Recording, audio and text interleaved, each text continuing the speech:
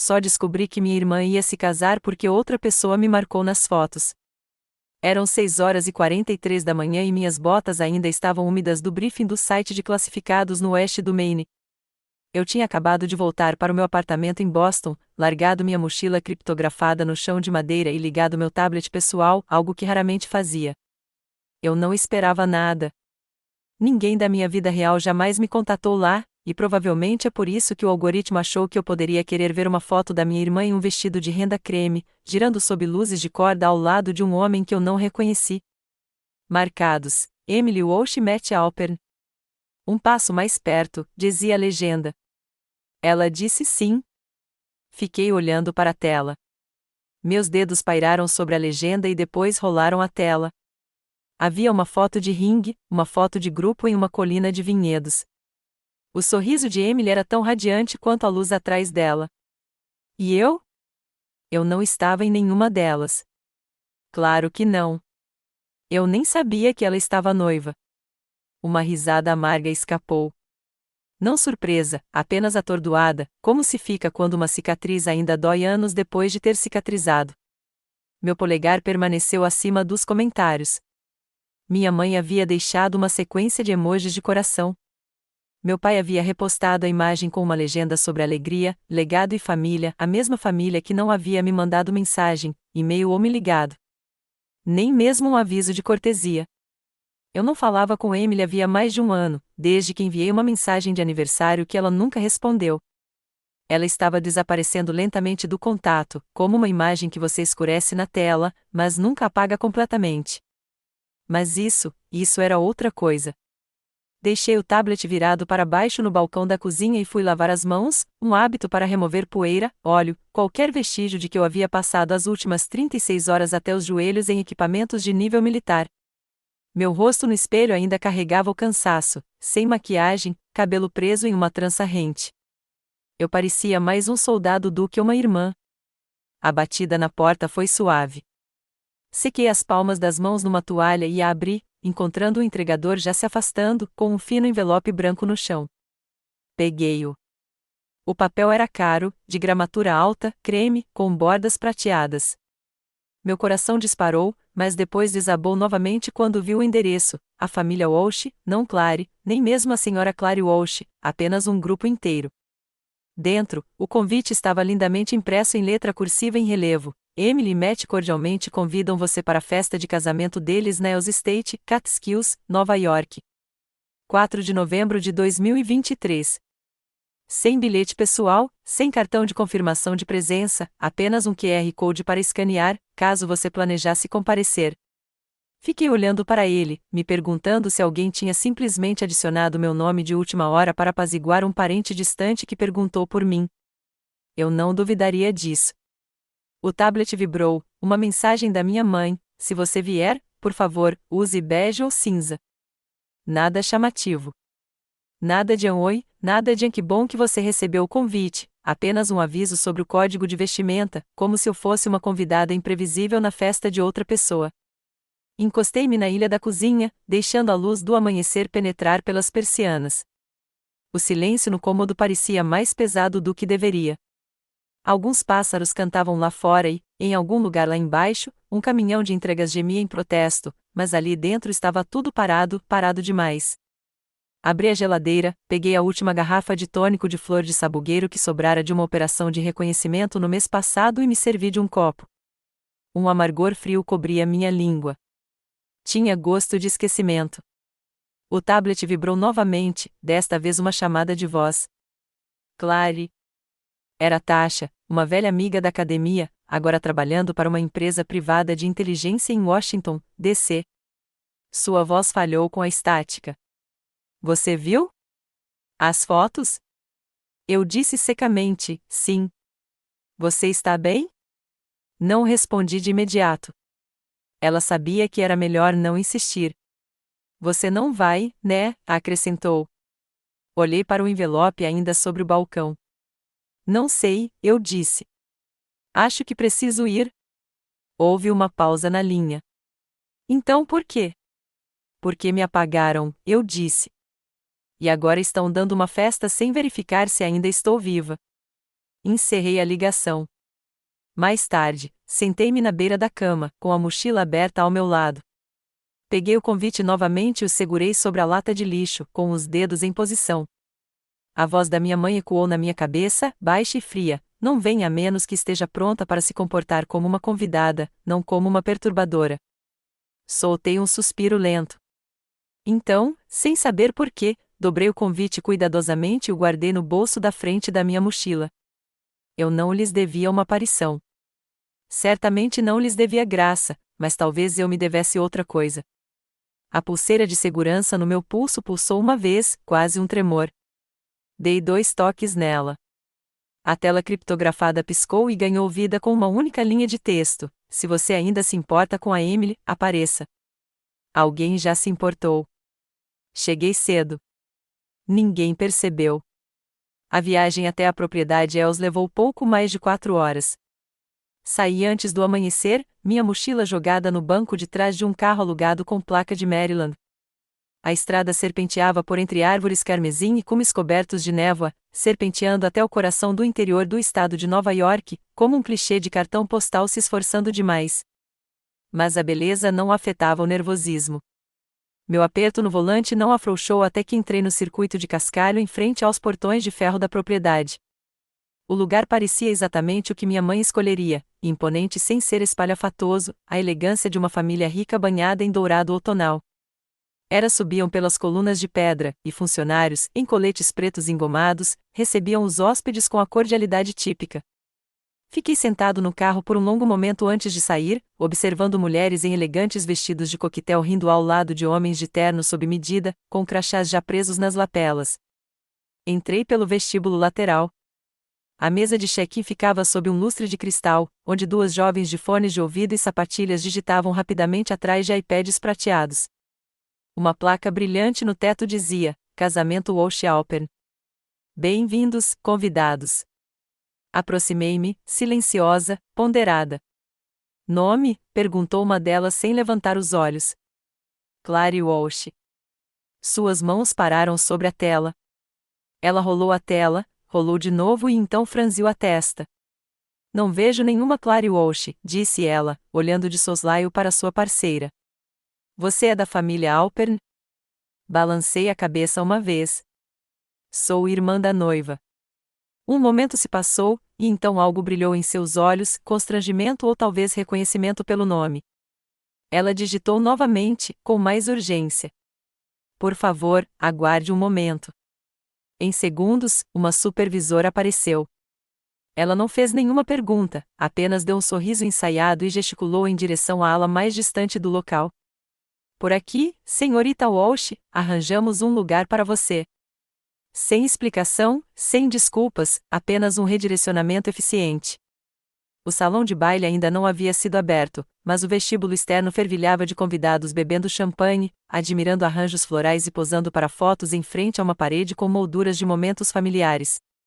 Nenhuma das fotos me incluía. Fui conduzida, passando pelos assentos da recepção principal, em direção a um pequeno nicho forrado com cadeiras estofadas em tons neutros. Uma placa dobrável indicava que era um lugar extra. Não reconheci ninguém na fileira, exceto uma tia distante que eu não via desde os 12 anos. Meu lugar era perto da saída, perto o suficiente para ouvir a música, longe o suficiente para que ninguém tropeçasse na minha presença.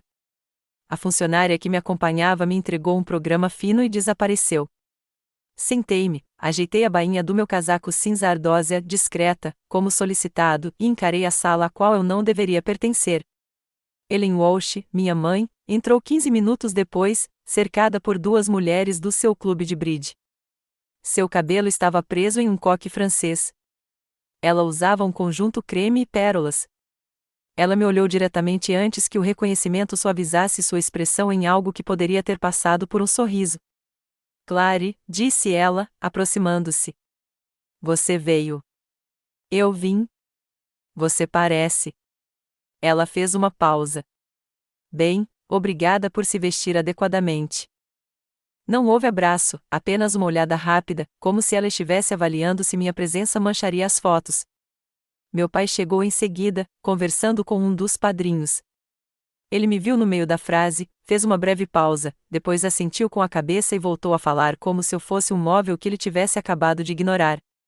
Virei o olhar para a multidão.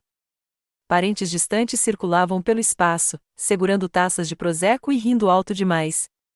A cada poucos instantes, alguém me olhava, depois desviava o olhar, ninguém corajoso o suficiente para transpor a distância de anos e boatos. Emily apareceu 10 minutos depois, com um esvoaçar de seda marfim e maquiagem suave. Ela estava radiante, o tipo de noiva que as revistas de noiva bajulam. Ela passou pela minha fileira com suas madrinhas a reboque, rindo de algo que uma delas havia dito. Seus olhos percorreram o espaço, pararam perto de mim, mas não se demoraram. Ela não disse olá, não diminuiu o passo, nem sequer piscou. Era como se eu não estivesse lá. Dobrei o programa, passei os dedos pela borda e a observei flutuar em direção às fileiras da frente, onde a família de verdade estava sentada. Sua cadeira era dourada, centralizada, iluminada de cima por um feixe de luz perfeito. A minha rangeu sob mim, e empurrada para trás, contra a saída de emergência.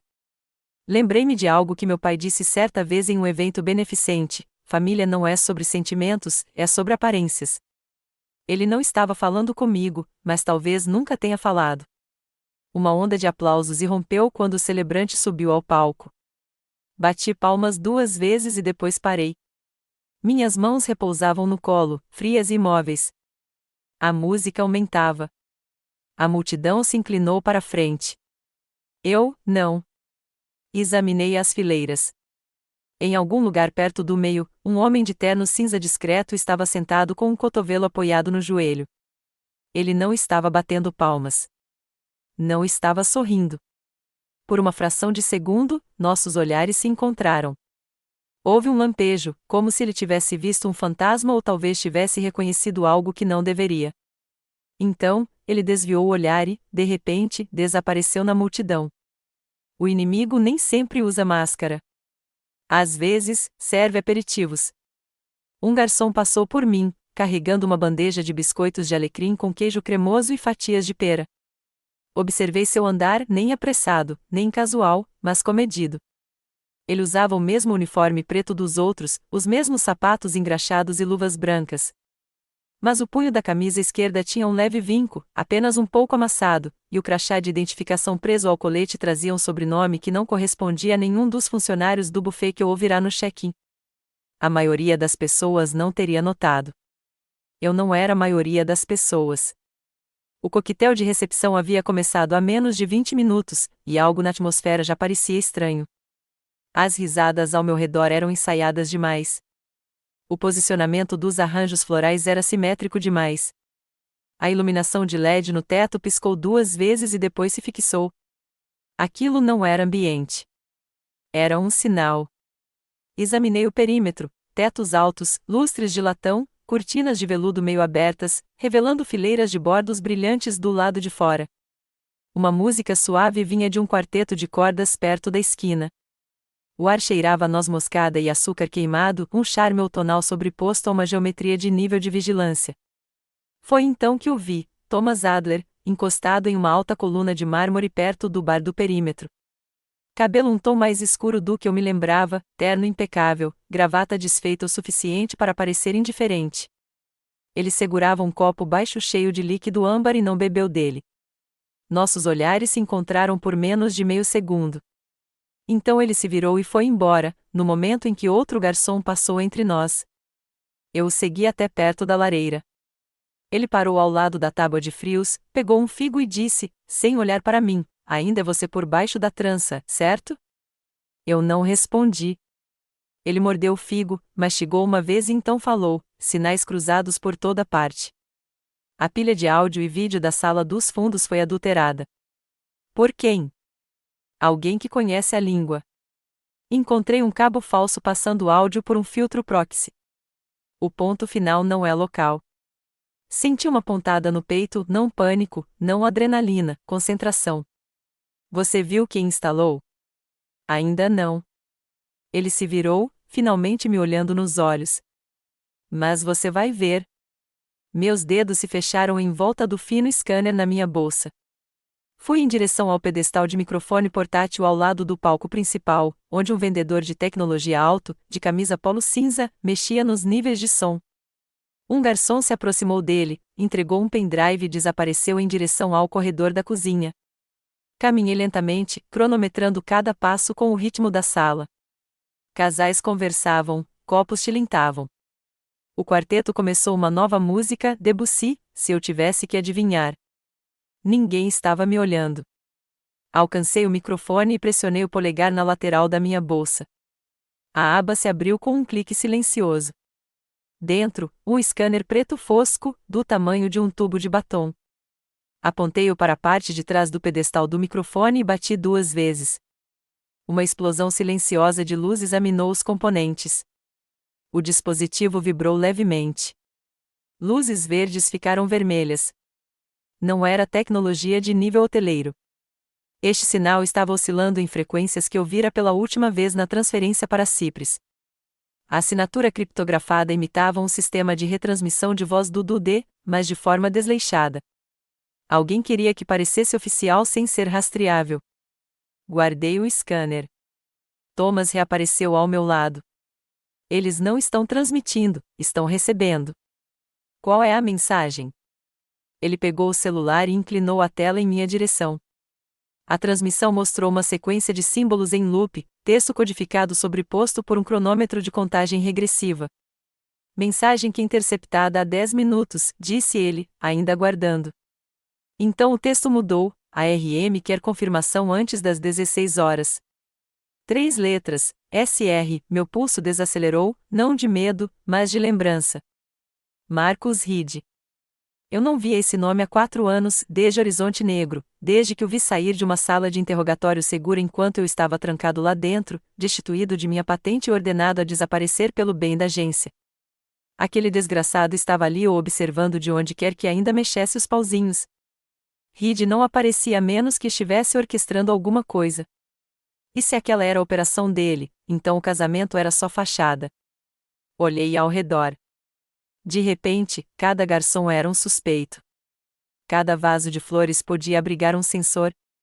Cada convidado podia ser mais do que aparentava. Isso não tem nada a ver com a Emily, murmurei. Nunca teve. Thomas enfiou a mão no bolso interno e tirou uma caixinha de veludo, discreta, do tipo que se esperaria que contivesse um broche de lapela ou abotoaduras. Ele a pressionou contra minha mão. Autoridade temporária restabelecida, disse-lhe baixinho. Sua decisão, Major-General. Até a seda pode esconder a traição. A suíte nupcial estava silenciosa demais. Velas tremulavam em arandelas ornamentadas ao longo das paredes, exalando o aroma de jacarandá e baunilha. Tecidos farfalhavam em algum lugar perto da penteadeira, mas, tirando isso, o silêncio era absoluto, nenhum passo, nenhuma conversa, apenas o silêncio tenso de alguém sozinha, mas não em paz. Emily estava diante de um espelho de corpo inteiro, meio virada, inspecionando seu reflexo em um vestido que parecia afiado ao luar. Camadas de seda creme flutuavam ao seu redor como névoa. O véu ainda não havia sido preso. Suas mãos, firmes de longe, tremiam levemente enquanto ela ajustava uma alça de ombro. Fechei a porta atrás de mim sem bater. O trinco fez um clique como o de uma arma sendo engatilhada. Seus olhos encontraram os meus no espelho, a surpresa cintilou, depois se dissipou. Você não deveria estar aqui, disse ela, virando-se lentamente. Você não deveria estar transmitindo informações seguras através do seu vestido, respondi. Sua boca se abriu, depois se fechou. Uma dúzia de expressões se estampavam em seu rosto: confusão, indignação, negação. Mas uma emoção transparecia com mais força: medo. Dei um passo à frente, lenta e deliberadamente. Onde está? Não sei do que você está falando. Não, respondi secamente. Já rastreei o sinal. Ela hesitou. E por um instante, não era mais uma noiva, mas uma irmã, ombros curvados, olhos arregalados, como costumava ser quando acordava de pesadelos quando criança e entrava sorrateiramente no meu quarto. Você acha que eu faria uma coisa dessas de propósito? Acho que você foi enganada. Emily engoliu em seco. Sua voz ficou mais grave. Alguém me deu este vestido através do estilista. Disse que era um presente, exclusivo, feito sob medida. Era lindo. Não pensei em questionar. Aproximei-me dela, tomando cuidado para não tocar na seda. Quem arranjou o estilista? Um doador com quem o escritório do Matt trabalha disse que fazia parte de um pacote de patrocínio de casamento. Eu só. Ela parou de falar. Você simplesmente aceitou. Seus ombros caíram. Não me faça sentir pior do que já me sinto. Encontrei seus olhos no espelho. Então deixe-me ver a bainha. Não. Suas mãos voaram para as bordas do vestido. Este é o meu casamento, Clary. Não me importa para qual agência você acha que ainda trabalha. Não estou aqui como agente. Exatamente, ela retrucou. Você não é mais nada. As palavras atingiram com o peso que ela queria, mas não cortaram. Não desta vez. Esperei, não disse nada, deixei o silêncio se estender até que sua indignação se esvaísse. Então, com uma voz quase inaudível, ela disse: há algo errado com isso, não é? Sim. Ela hesitou, depois deu um passo para trás lentamente, levantando a ponta da cauda e segurando-a em minha direção. Ajoelhei-me, com os dedos precisos, afastando camadas de tule até chegar à bainha interna. Ali, costurado no forro com fio metálico aninhado atrás de uma dobra projetada para se mover junto com o tecido, estava um transmissor do tamanho de um alfinete, de nível militar, criptografado, o tipo usado para a coleta passiva de dados em equipamentos de campo embarcados. Peguei meu scanner e o segurei perto. Um pulso fraco. Ativo. Emily afundou no puff de veludo, com a cabeça entre as mãos. Eu não te contei porque achei que você ia estragar tudo, disse ela, com a voz trêmula como sempre. Fiquei de pé, com o transmissor entre os dedos, brilhando como uma joia doentia à luz de velas. Não, Emily. Estou aqui para salvá-lo. De novo. Ninguém me apoiou até que um homem o fizesse.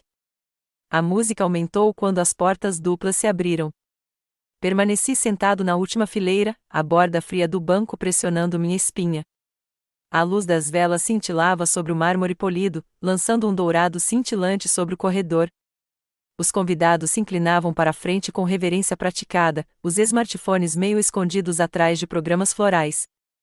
Era o tipo de casamento projetado para revistas de luxo e inveja sussurrada, simetria perfeita, elegância selecionada, ilusão impecável. Emily entrou ao som de um coro de instrumentos de corda, de braço dado com o do meu pai. Seu vestido se estendia atrás dela em um rastro de seda, radiante e limpo, agora livre da ameaça que outrora carregava. Ela não olhou para mim, e ele também não. Ele permaneceu de pé enquanto eles passavam, seu rosto uma tela de triunfo contido. Convidados a seguiram. Eu, não. Do meu ponto de vista, perto do corredor, eu conseguia ver tudo, os maxilares tensos, as expressões orgulhosas, o brilho das taças de champanhe erguidas em sutil expectativa. E atrás de tudo, aninhado na segunda fileira da área VIP, estava sentado um homem que eu não via há 4 anos, Marcus Reed. Seu cabelo estava mais curto, salpicado de fios grisalhos, sua postura relaxada, mas os olhos atentos, um predador vestido de seda. Ele não olhou para mim. Não precisava. Ele sabia que eu o tinha visto. O celebrante subiu ao pódio, com a voz afetuosa e experiente. Antes de começarmos esta união, gostaríamos de reservar um momento para homenagear aqueles que serviram. Se houver algum veterano na sala que queira se levantar em homenagem a esta cerimônia, pode fazê-lo agora. Uma pausa. Então, de 3 fileiras à frente, uma única figura se levantou. Thomas. Seu terno estava impecável, a gravata afrouxada o suficiente para parecer civil. Mas quando ele se virou lenta e deliberadamente, seus olhos se fixaram em mim, e a sala se moveu. Os murmúrios cessaram. A música suavizou-se. Uma corrente percorreu o ar, como um fio invisível sendo esticado. Ele ergueu a mão, dedos na testa, em saudação militar completa. E então, como se tivesse sido avisado, falou, não em voz alta, nem com arrogância, Major-General Clary Walsh, senhora. Prendi a respiração, não de surpresa, mas do peso da mesma. O eco do silêncio que se seguiu foi mais alto do que qualquer rugido. Cabeças se viraram, celulares caíram. Alguém engasgou. O celebrante piscou no meio da frase. Câmeras se viraram para mim como predadores farejando sangue, mas encontraram aço. O rosto da minha mãe se contorceu, não de confusão, mas de reconhecimento, como se uma gaveta trancada em sua memória finalmente tivesse se aberto. Meu pai parecia ter levado um tapa. A expressão de Emily ali, finalmente, ela olhou para mim. Não para além de mim, para mim. Levantei-me. Não devagar, nem com cautela. Deixei o silêncio se estender enquanto entrava no corredor. Minhas botas soavam como trovões no mármore, cada uma frase atrás. Os olhos de Reed finalmente encontraram os meus, frios, calculistas. Não desviei o olhar. Isso não acabou, Marcos, eu disse, com a voz clara como vidro. Apenas começou. Enterraram a história, mas não as cicatrizes. O salão privativo atrás do salão de cerimônias era mal iluminado, com as paredes forradas com retratos em tom sépia de ancestrais que eu nunca conhecera, homens austeros com cartolas, mulheres com colarinhos de renda e olhares distantes. O cômodo era a prova de som. Em algum lugar além das paredes acolchoadas, tocava música orquestral para um casamento do qual eu não mais considerava parte. Sentei-me em uma poltrona de couro, olhando fixamente para a caixa de veludo que Thomas me entregara mais cedo. Ela permanecia fechada sobre a mesa, ao lado de uma taça de champanhe intocada. O ar cheirava a madeira antiga, florais e algo metálico por baixo, sangue velho nos canos, talvez, ou o peso férreo da memória. Deixei meus dedos roçarem a caixa uma vez, depois duas, antes de finalmente abri-la. O metal ainda estava lá, real, sólido, carmesim nas bordas, prateado polido em uma explosão de linhas que se cruzavam. Eu já havia recusado uma vez. Síria, 2016. A tempestade de areia atingira com mais força do que o previsto, a visibilidade reduzida a 1 metro. A estática engasgou as comunicações. Vários aliados presos entre concreto quebrado e vergalhões retorcidos. Nem deveríamos estar naquele quadrante. Nossa inteligência havia sinalizado que estava tudo limpo. Não estava. Thomas levou estilhaços na perna. Outros 2 estavam soterrados pelos escombros, com os pulmões cheios de poeira. Eu tinha 28 anos e 3 meses no comando de campo. Reed estava na van de operações, latindo ordens por um plim embaralhado que se atrasava a cada 3 sílabas. Lembro-me de gritar no meu microfone: evacuação para o leste. Eles montaram uma segunda armadilha perto da entrada da mesquita. A voz de Reed retornou: manter o perímetro. Nenhum movimento até que a varredura secundária do drone confirme a liberação. Não tenho tempo para a liberação, respondi rispidamente. Estamos queimando luz do dia e sangue. Desliguei a transmissão e liderei a equipe eu mesmo. Levou 12 minutos. 5 deles foram gastos arrastando Thomas por uma cratera que não existia 30 segundos antes. O sangue dele encharcou minhas luvas. Conseguimos, por pouco. Não ouvi mais nada de Reed nas 48 horas seguintes, até o relatório sair. Ele atribuiu a falha a um desvio descontrolado, rotulou minha manobra como improvisação imprudente em campo.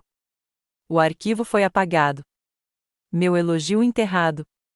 O registro oficial afirmava que a evacuação foi coordenada por canais alternativos, não meus. Ofereceram-me uma escolha: desaparecer discretamente com um acordo de confidencialidade ou enfrentar um tribunal disciplinar por insubordinação sob fogo cerrado. Peguei a caneta, assinei e me dobrei em uma caixa com o rótulo "Não precisa ser aberta". Reed foi promovido 3 semanas depois.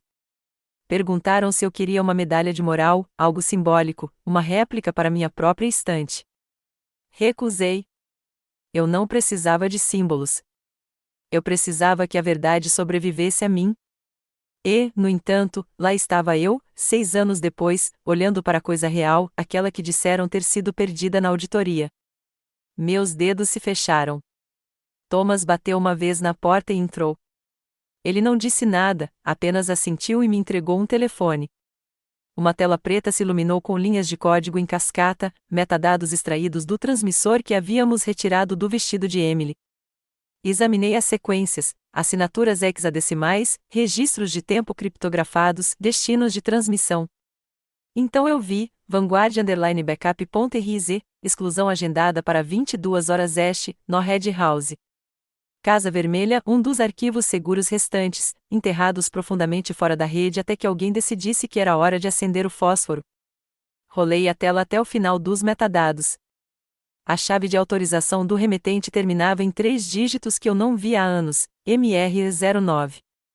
RID. Ele não estava apenas presente neste casamento, ele o estava usando, coordenando uma eliminação total de tudo relacionado à Vanguard, cada registro, cada arquivo de comunicação, cada segundo de verdade desde a Black Horizon até agora. Levantei-me rápido demais, minha visão se estreitando em pontos. Se ele conseguisse esta noite, não haveria registro do que eu tinha feito ou do que ele tinha feito, não só para mim, para todos nós. Caminhei em direção à porta, a adrenalina pulsando sob a pele. Então veio um sussurro do corredor, baixo e masculino: você não é o único fantasma neste casamento. Nem todos os brindes são inofensivos. O terraço do jardim atrás da Ells Estate brilhava sob teias de luzes de corda penduradas entre as árvores como veias de vagalumes. Um jazz suave saía de um sistema de alto-falantes invisível, suave o suficiente para relaxar os desavisados. As mesas haviam sido retiradas, as bebidas, repostas, e em algum lugar lá dentro, uma cerimonialista verificava sua prancheta pela 4ª vez em 10 minutos. Thomas estava perto de uma treliça, fingindo beber um drink. Eu estava 3 passos atrás dele, com os olhos fixos no microfone cerimonial colocado cuidadosamente na cabeceira da longa mesa ao ar livre. Uma única rosa vermelha repousava ao lado, simetria estética ou posicionamento estratégico. Eu aprenderá a nunca presumir inocência em coisas belas. O microfone havia sido movido desde a cerimônia, agora mais perto, com fiação diferente. O scanner de frequência dentro da minha bolsa zumbia com um feedback baixo e constante. Enterrado em seu núcleo havia um transmissor oculto, quase indistinguível dos componentes sem fio padrão. Liguei o scanner no modo passivo e esperei. Emily estava sob o caramanchão, com a taça de vinho erguida e o véu erguido pela primeira vez no dia. Seu novo marido estava atrás dela, sorrindo como um homem orgulhoso de sua aquisição. Só quero dizer, começou ela, com a voz amplificada suavemente pelo microfone, que o amor verdadeiro, surpreende. Nem sempre é planejado. Ele surge de repente e se âncora onde você menos espera. Risadas educadas, tilintar de cristal. Não ouvi o resto porque, naquele momento, o scanner zumbiu, agudo e breve. Um estouro de pacotes, 3 segundos, banda estreita comprimida, direcionado a um ponto final que eu não via há uma década. Toquei na interface. O sinal foi registrado ao meu lado. A voz de Thomas era baixa, mas cortante. Diga-me que não foi o que eu acho que foi. Foi. Pressionei com mais força. Os metadados eram analisados mais rápido agora com meu algoritmo carregado. Camada por camada, a estrutura se revelava, assinaturas de codificação familiares, tags de comando de operações arquivadas, mas distorcidas, como se alguém tivesse pegado os registros originais da Vanguard e os passado por um liquidificador de ambiguidade jurídica e carimbos de data ora falsificados. Deslizei para isolar o bloco de conteúdo principal, Diretiva 19A, Oficial CW, Engajamento não autorizado, falha em confirmar o protocolo de evacuação secundária, anulação da cadeia de comando. Resultado: exposição civil ao risco. Jesus, murmurou Thomas. Estão te incriminando. Reescrevendo, eu disse, em tempo real. A transmissão tinha sido feita por um retransmissor passivo, inofensivo para um ouvido destreinado. Mas, por baixo da superfície, empurrava uma narrativa, alimentando uma versão da história construída para me queimar da existência. Onde foi parar? Perguntei. Ele hesitou. O rastreamento passa por 3 proxies. O nó final é político. Um bando registrado na iniciativa Arca. Aquele nome me deu um arrepio na espinha. Grayson. Thomas assentiu uma vez. As digitais dele estão por toda parte. Ele quer o seu legado enterrado e o de Reed consagrado. E se essa reescrita der certo, ele vai conseguir. O jazz mudou para um ritmo mais animado. Olhei para Emily, que agora estava rindo ao lado de um grupo de madrinhas, com a taça de champanhe quase vazia. Ela parecia satisfeita, ou talvez apenas ensaiada, como eu costumava parecer quando dava briefings em zonas de guerra e encerrava o assunto na terça-feira. Olhei para o microfone novamente, para a minúscula grade preta que havia atravessado meu passado como uma bala e a cobria de gentilezas. passos atrás de mim, suaves, mas cautelosos. Virei-me no momento em que Emily se aproximava. Nada de véu agora. Nada de champanhe. Sua voz era baixa. Por que você está bisbilhotando durante o meu casamento? Alguns segredos estão costurados. Outros, costurados.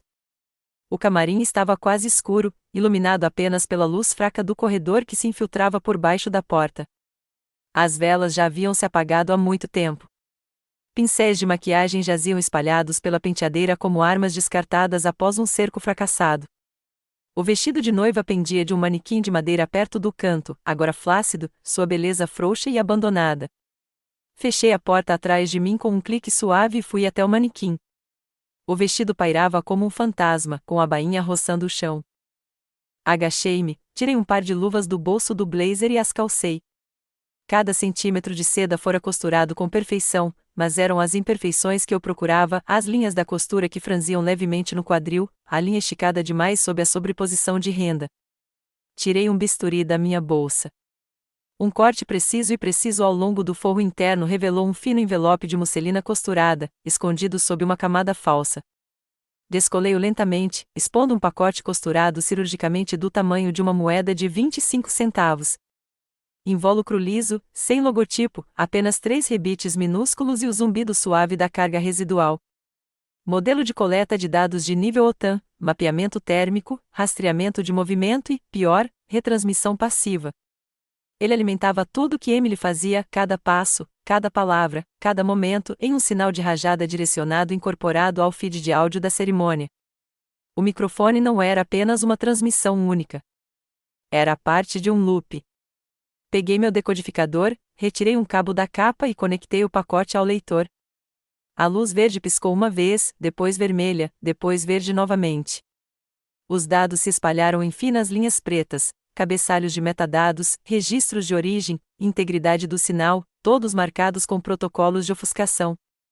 E então, enterrado no fundo do campo de assinatura como um cartão de visita espalhado pela tela, havia uma sequência de caracteres hexadecimais digitais, MRC04FGR. RID.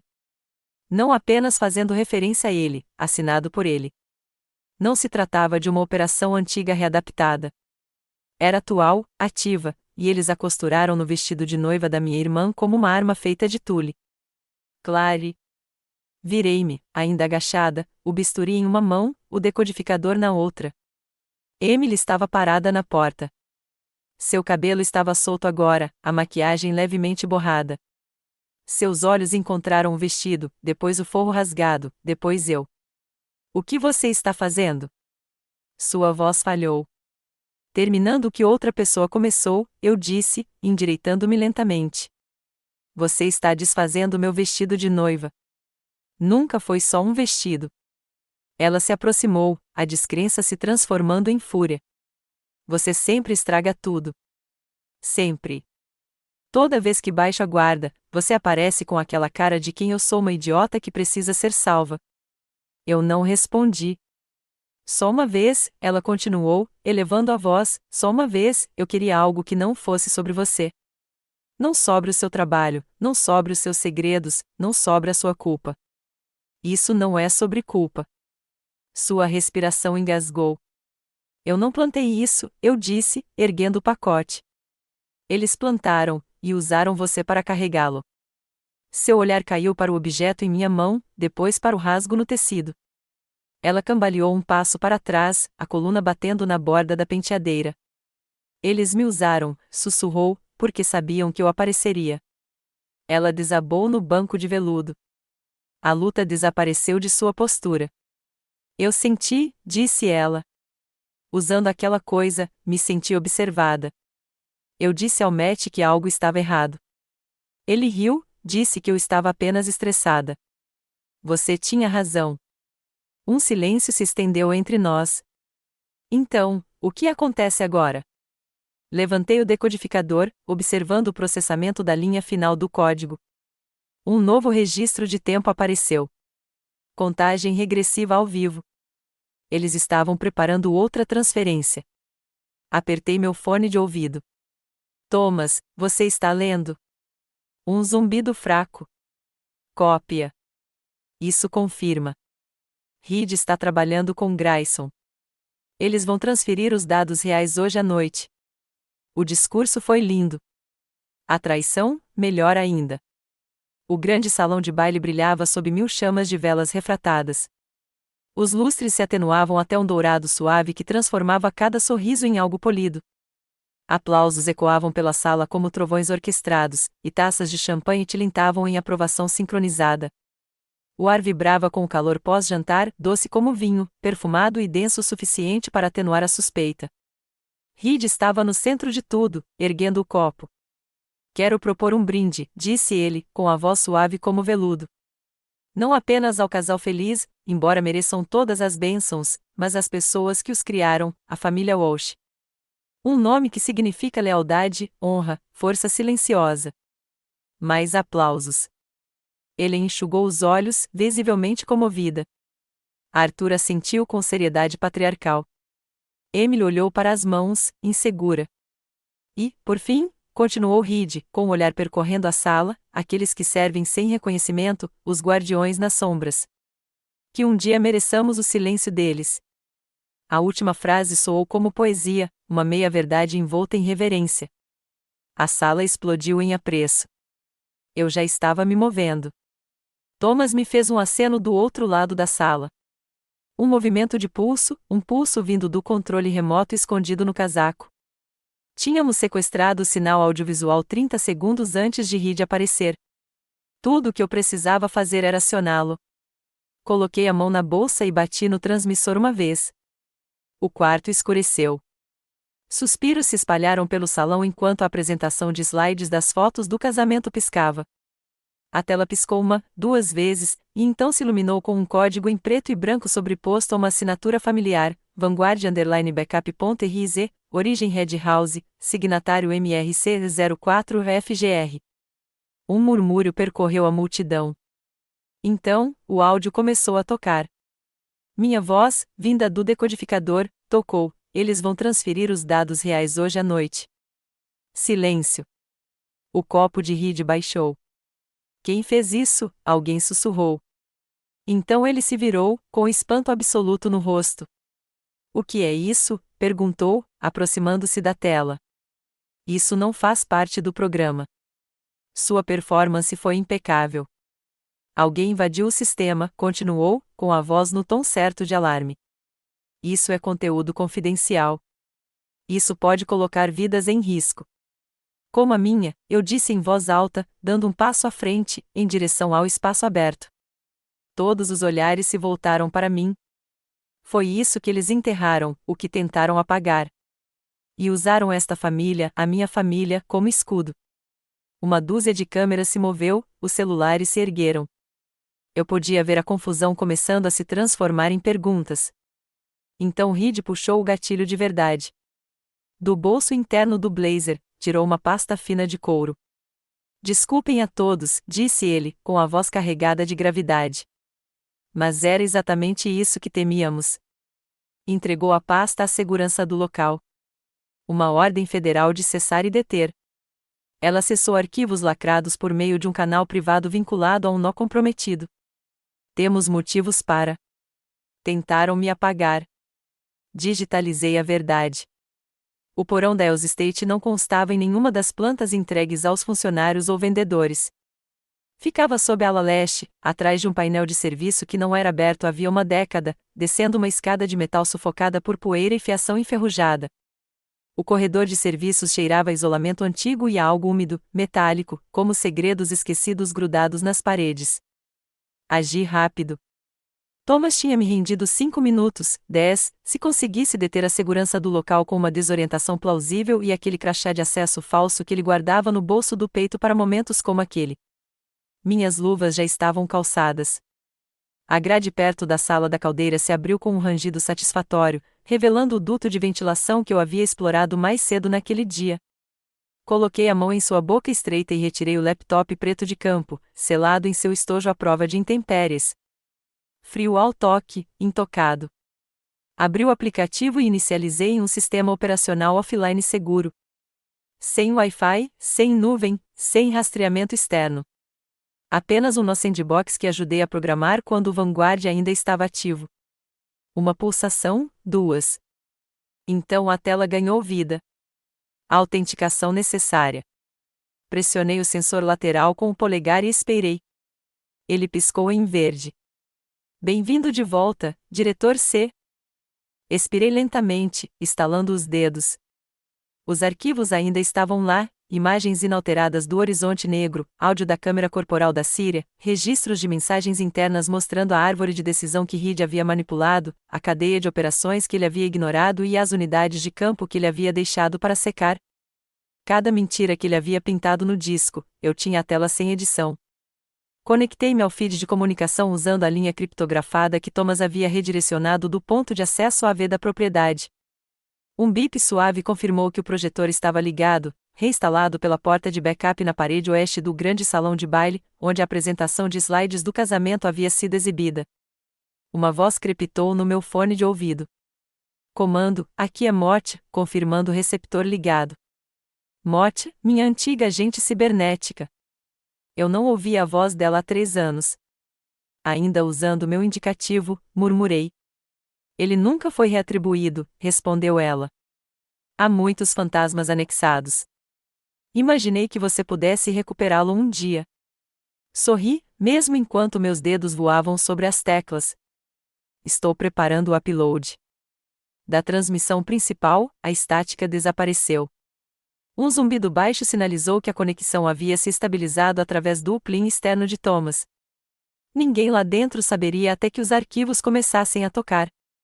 A essa altura, a sala estaria diante da verdade nua e crua do que havia sido apagado.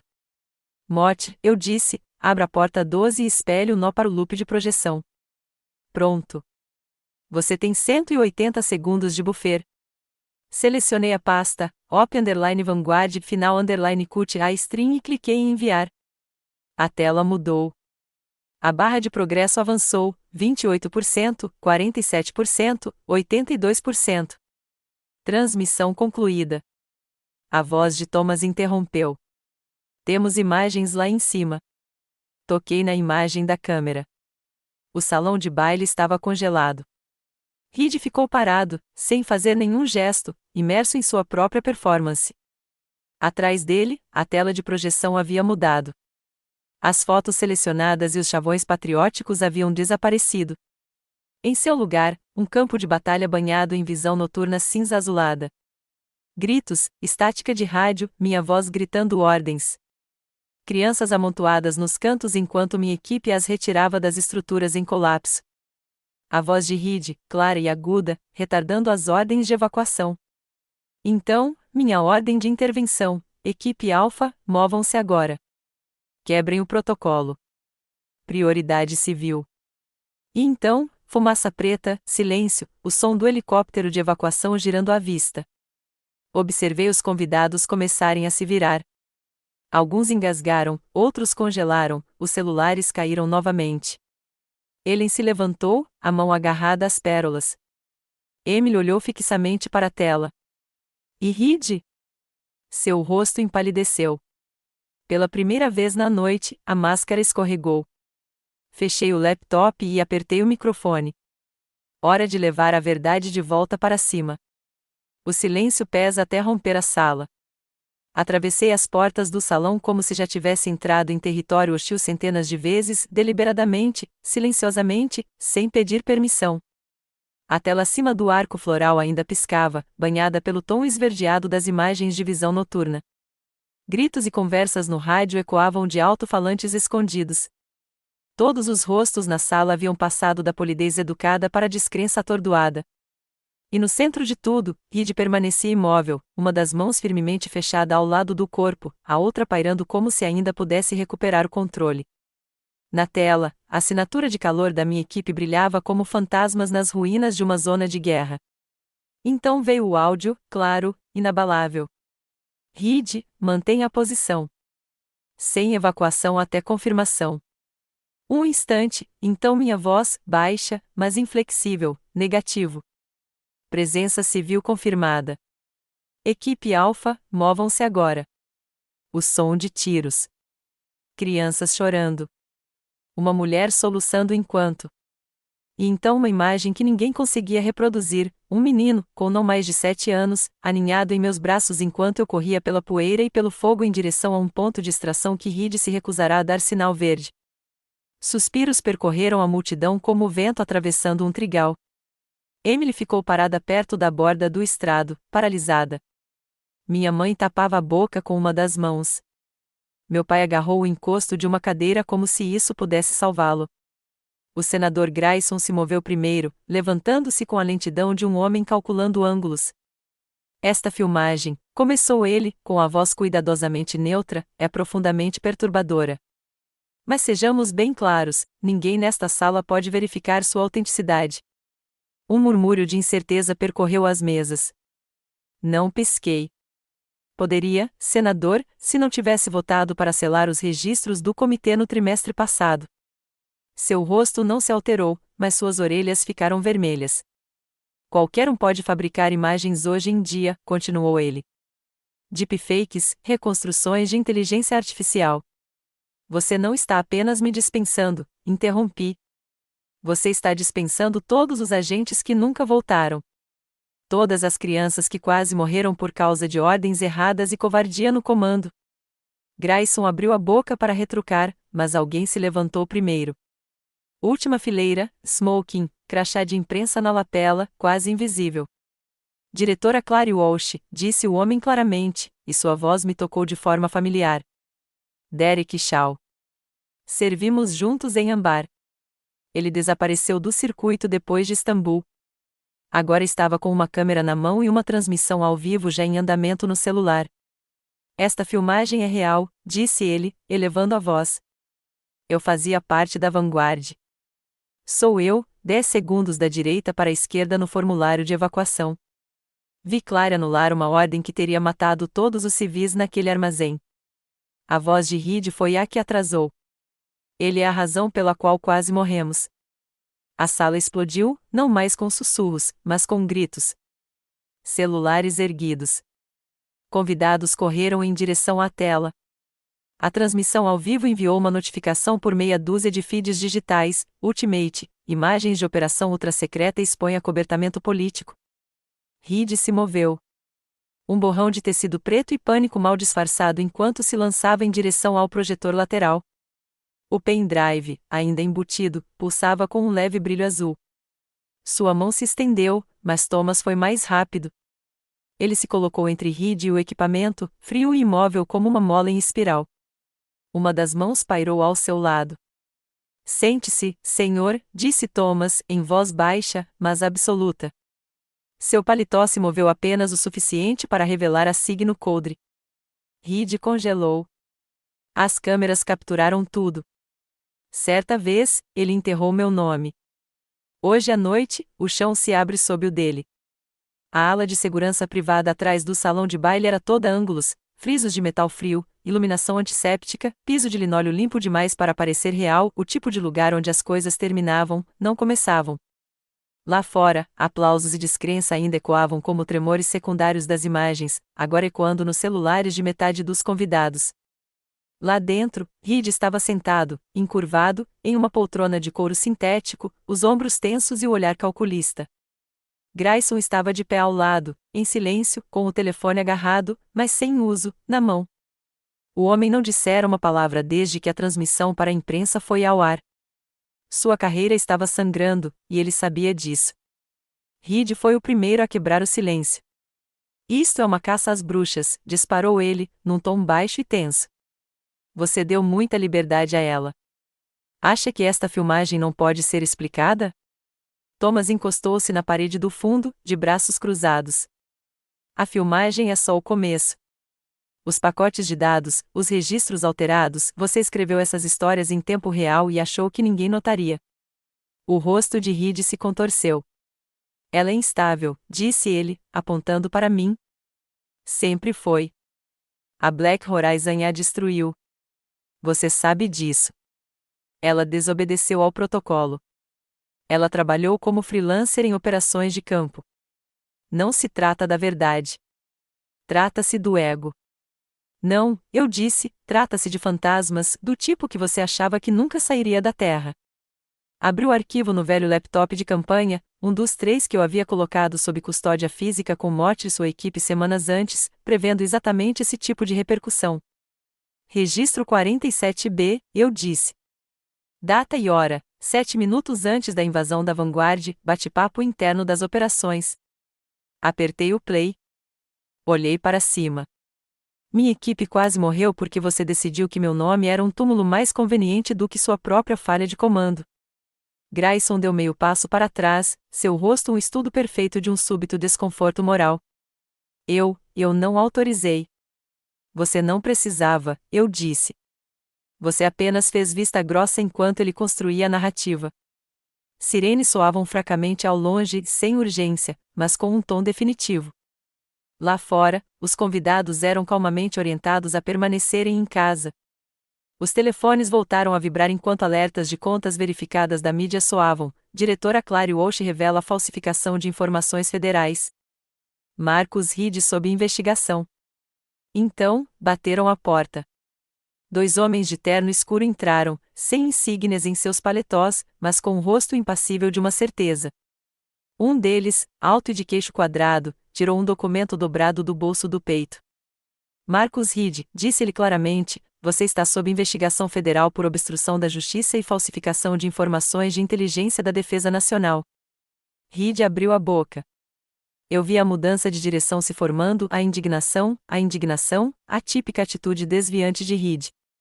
Nunca aconteceu porque, atrás dos agentes, meu pai estava parado na porta, olhando diretamente para mim.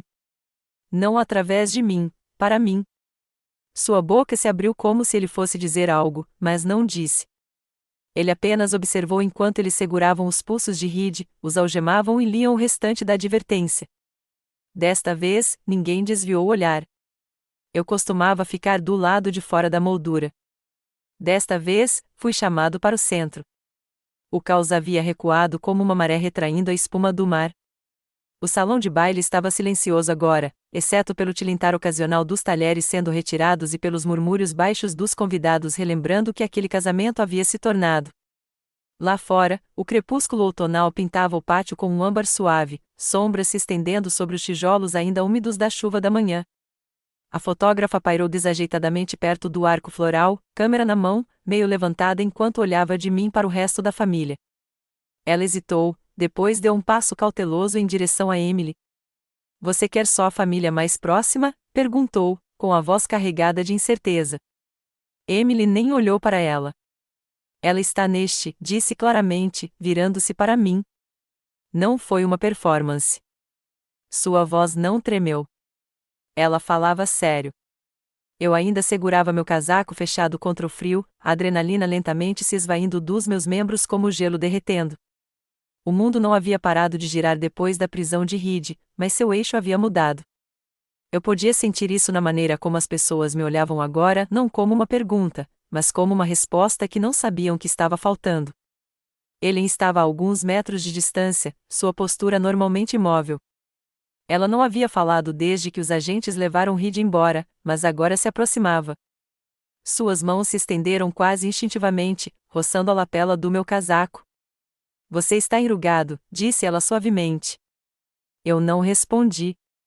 Ela também não, mas seus dedos permaneceram no tecido por mais um segundo do que o necessário, alisando algo invisível. Arthur veio em seguida, mais hesitante. Parecia mais velho à luz do entardecer, quase menor. Eu vi o que você fez, disse ele, com os olhos fixos em algum lugar perto do meu ombro. Todo esse tempo, eu não te vi. Não ofereci absolvição. Apenas assenti uma vez. O fotógrafo nos posicionou. Thomas ficou à distância, de braços cruzados, observando com um leve sorriso. Emily se posicionou no centro, com o buquê sob o cotovelo. Agora, ela estendeu a mão, não apenas educadamente, mas incisivamente para mim. Clary, disse ela, ao meu lado. Eu me aproximei. A câmera disparou. Foi um momento simples, sem trombetas, sem discurso de reconciliação arrebatador. Apenas 4 pessoas paradas onde não se encontravam juntas há anos, todas piscando para a lente como se não tivéssemos certeza de quem apareceria na foto. Mas eu estava lá, centralizada, vista. Emily se inclinou enquanto a câmera se ajustava para outro enquadramento. Obrigada, ela sussurrou, com seu hálito quente contra meu ouvido, por não me deixar casar com uma mentira. Já invadi esconderijos. Este jantar me assustou ainda mais. A cozinha da família Walsh parecia estranhamente imutável, a luz do sol cortando a ilha de mármore em quadrados perfeitos, rolinhos de canela esfriando em uma grade, a velha torneira de latão ainda pingando com um clique ocasional. Estava quente ali, mas não só por causa do forno. Havia uma suavidade naquele lugar hoje, algo que não habitava aquelas paredes há anos. Ou talvez eu simplesmente nunca tivesse estado ali tempo suficiente para senti-la. Sentei-me na ponta da mesa, o mesmo assento de canto para onde eu costumava me esgueirar quando adolescente e silencioso, meio invisível, sempre perto da saída. Desta vez, eu não tinha escolhido. Emily havia puxado a cadeira e sorriu, assentindo sem dizer nada. Thomas sentou-se ao meu lado, com o colarinho desabotoado, as mãos cruzadas sobre a caneca de café como se ela o estivesse ancorando a algo sólido. Ele também pertencia ali agora, naquele estranho espaço liminar entre o operativo e o que quer que estivéssemos aprendendo a nos tornar. À nossa frente, ele serviu o café como se nada tivesse acontecido na noite anterior, como se sua filha não tivesse desmantelado um encobrimento de décadas na frente de um senador e metade da elite de Catskills. Ela colocou uma caneca na minha frente com cuidado, creme já adicionado, exatamente como eu costumava beber antes da guerra e os protocolos tornarem meu paladar amargo e amargo. Arthur estava estranhamente quieto, passando manteiga em uma fatia de torrada como se a precisão importasse. De vez em quando, seus olhos se voltavam para mim e depois desviavam. Conversamos sem graça sobre o tempo, sobre o local, sobre como o DJ se recusará a voltar depois da confusão. Rimos um pouco, não profundamente, mas o tipo de risada que quebra a tensão sem precisar de uma piada. Então a porta da frente se abriu com um rangido. Passos leves ecoaram pelo piso de madeira, e uma garotinha, de não mais de 7 anos, espiou pelo canto da cozinha com um sorriso tímido. Cabelos claros presos em 2 tranças, uma fita azul escorrendo pelo ombro. Oi, ela disse. Emily se levantou. Clary, está Egena. Ela é sobrinha do Matt. Ficou conosco ontem à noite. Jenna se aproximou sorrateiramente, segurando algo pequeno na mão, um broche de margarida branca, de tecido bordado com pequenas pérolas no centro. Meu pai disse que você é o motivo de ele ter voltado para casa, disse ela, dando um passo em minha direção. Minha garganta se apertou. Não peguei a flor imediatamente. Em vez disso, olhei para ela, olhei de verdade, e vi a bondade destemida de uma criança que ainda não havia aprendido a desconfiar do silêncio. Peguei a margarida, prendi-a cuidadosamente na lapela do meu casaco e sorri. Então seu pai é um bom homem, disse eu, dando um tapinha na mão dela. Ela sorriu radiante e correu de volta para a sala, com uma fita arrastando atrás de si como um cometa. Ele me entregou um pãozinho de canela fresco sem dizer uma palavra, com os olhos brilhantes, mas firmes. Segurei meu café com as 2 mãos. Ele não tremeu. Pela primeira vez em anos, não senti que precisava justificar meu lugar naquela mesa. Eu simplesmente existia, e isso bastava. Thomas cutucou meu cotovelo gentilmente, a voz baixa, mas direta. Você já pensou em escrever sua história? Olhei para ele. Porque agora ela é sua de novo. A história quase me apagou. Aprendi a escrever à tinta. A rotunda de mármore brilhava à luz do fim da manhã, cada facho refletindo nas placas de latão ao longo das paredes curvas, cintilando como brasas há muito enterradas. Não havia faixas, nem orquestra, apenas um modesto pódio de madeira, uma bandeira a meio mastro e uma multidão que não precisava de espetáculo para entender a solenidade. Fileiras de cadeiras dobráveis ladeavam o espaço, metade ocupadas por uniformes, metade por civis cujos olhos guardavam histórias que nunca haviam colocado em palavras. Fiquei atrás do pódio, com as palmas das mãos apoiadas na madeira, me firmando. Um microfone zumbiu suavemente antes de silenciar, à espera. Eu nunca precisei de um nome no relatório, disse eu, com a voz calma, mas segura. Eu precisava que as pessoas que salvei vivessem. Não houve aplausos, ainda não, apenas silêncio, inclinando-me. Durante anos, fiquei no escuro não por medo, mas porque o trabalho exigia, e porque eu acreditava, talvez erroneamente, que as pessoas mais próximas de mim poderiam viver sem saber quem eu havia me tornado. Olhei para baixo para respirar e depois para cima. Aquele silêncio protegia missões, mas também protegia mentiras. E quando a verdade se tornava inconveniente, era mais fácil para alguns me apagar do que confrontar o que realmente aconteceu. Mas a verdade tem um peso. Ela não flutua para longe. Ela espera. E, eventualmente, ela pousa. Na segunda fileira, vi Thomas, com as mãos entrelaçadas à frente, o olhar firme. Ao lado dele, Emily ergueu o celular, a luz vermelha piscando enquanto transmitia o momento ao vivo em seu podcast. Atrás deles, espalhados pela multidão, reconheci fragmentos do meu passado, ex-agentes da vanguarda sentados sem patente, mas não sem reverência. Um aceno de mote. Uma breve saudação de Jenna. Rostos marcados pelo silêncio, agora finalmente reconhecidos. Enfiei a mão no bolso interno do meu blazer e levantei o metal, não a réplica, mas o original, carmesim e prateado, polido pelo tempo, pela demora injusta e pela memória. Disseram-me que a vanguarda não existia, que o que fazíamos não tinha nome. Hoje, isso muda. Virei-me e gesticulei para a placa recém-inaugurada na parede do memorial. Um selo de bronze esculpido agora brilhava onde antes havia um espaço em branco. Abaixo dele, gravado em pedra, Operação Vanguard, Divisão Horizonte Negro, confirmada e arquivada, 2023. Uma pausa, depois uma onda de movimento. A primeira pessoa a se levantar foi um jovem agente de uniforme azul. Ele se levantou lentamente, cumprimentou com formalidade praticada e proferiu palavras que eu não ouvia há anos. Bem-vindo de volta, diretor. Os demais se seguiram, um por um, uma ovação de pé, sem alarde, apenas o simples som de sapatos contra o piso, mãos se encontrando em aplausos constantes. Não era triunfo. Não era vingança. Era reconhecimento. Desci do pódio e caminhei ao longo da borda da rotunda, passando pelo muro onde nomes viviam para sempre.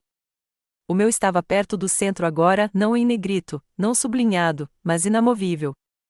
Abaixo dele, em letra mais fina, às vezes o silêncio salva vidas, mas a verdade salva nações. Exalei lentamente, não apagado, não esquecido, apenas escrito, finalmente a tinta. Certa vez, ele enterrou a história dela sob linhas redigidas e relatos falsos. Mas, no final, Clary permaneceu em plena luz do dia, com seu nome gravado em pedra enquanto o dele estava estampado em um mandado de prisão. A justiça não rugiu. Ela sussurrava em cada saudação, em cada verdade reivindicada. Como a nota final de um hino há muito silenciado, quando a verdade finalmente soava, toda a sala se levantava para ouvir. Se esta história te emocionou, curta, compartilhe e inscreva-se. Depois, deixe um comentário. Escreva um se você se sentiu visto na luta de Clary, ou dois se acha que ainda há mais a dizer.